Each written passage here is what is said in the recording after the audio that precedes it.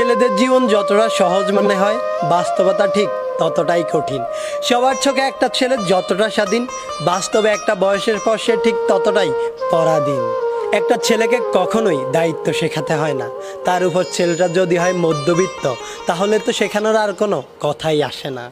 বাবার পরে যখন সংসারের হালটা ধরতে হয়, তখনই দায়িত্ব নামক শব্দটা আপনা আপনি তার মাথার মধ্যে ঢুকে যায়। আর তখনই সবচাইতে চঞ্চল ছেলেটাও একেবারে শান্ত হয়ে যায়। যেই ছেলেটাকে মা বাবার কাছে আবদার করত, সেই ছেলেটাই আজ সবার আবদার পূরণ করতে শিরোধার্য।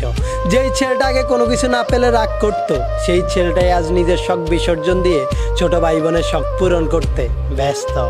ছেলে মানুষ মানেই তাদেরকে পাষাণ মনে করা হয়। সত্যিই কি তাই, নাকি তাদেরকে পাষাণ হতে হয়? সত্যি বলতে ছেলে মানেই পাষাণ নয়, কষ্ট ছেলেদেরও হয়। একটা মেয়ে চাইলেই কান্না করে তার মনের কষ্টগুলো সবাইকে বলতে পারে, কিন্তু একটা ছেলে চাইলেই তা করতে পারে না। কেননা ছোটবেলা থেকেই ছেলেদেরকে শিখিয়ে দেওয়া হয়, তুমি ছেলে, কান্না তোমাকে মানায় না। আর এই একটি কথায় তাকে হাজারো কষ্ট বুকে চেপে নিয়ে হাসি মুখে প্রতিনিয়ত সব কিছু মেনে নিতে হয়। ছেলে হয়ে জন্ম নেওয়া যতটা সহজ,